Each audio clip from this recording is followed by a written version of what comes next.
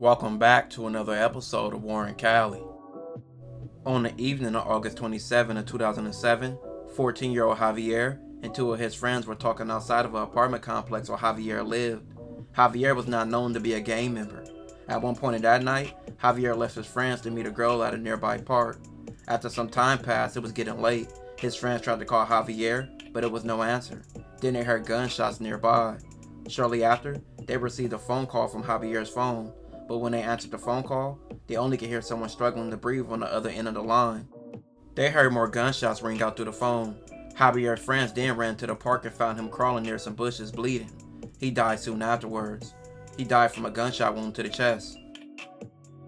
8 months later, in April 2008, Angel, a member of the Trust No Souls gang, also known as TNS, walked into a market with two other men to buy soda and batteries.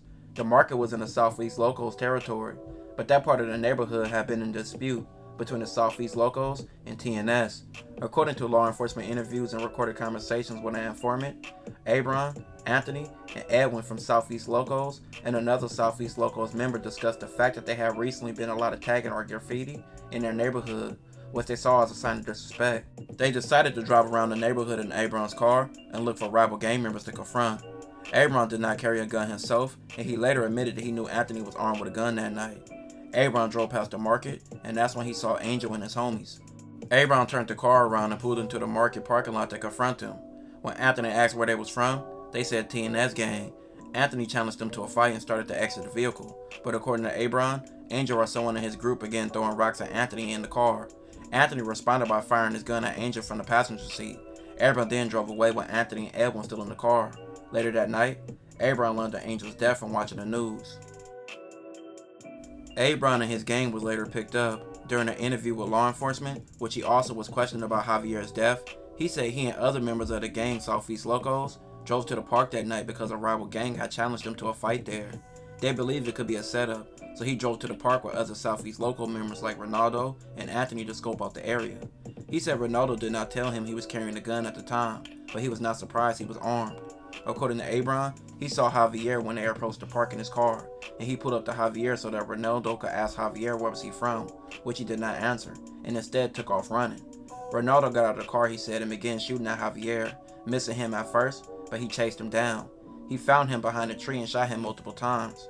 Ronaldo then returned to Abron's parked car, and they left the scene. According to Abron, he found out the next day that Javier had died from his wounds. At trial, Abron was later sentenced to 80 years to life for both murders. Anthony received 40 years to life for killing Javier and also another shooting. These killings and others led to Operation Stampede. They arrested nearly 24 gang members, some suspected in 5 homicides. San Diego police officers, along with investigators from local, state, and federal law enforcement agencies, served several arrests and search warrants in locations all throughout San Diego County. At this point in the investigation, 31 suspects were arrested. The multi-agency investigation, dubbed Operation Stampede, began in December 2008.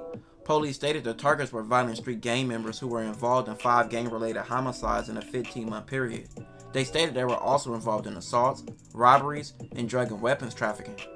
These warrants resulted in 21 arrests, as well as 14 guns, numerous rounds of ammunition, 1 bulletproof vest, and weed being grown inside a garage. During this undercover investigation, 30 weapons that were said to be sold to individuals in Mexico were purchased or recovered by detectives, as well as drugs purchased by undercover officers. Police was determined to bring the gang down after senseless killings, especially of innocent and teens like Javier. This will conclude this episode. If you haven't already, check out my previous episodes. Don't forget to like, hype, comment, and subscribe.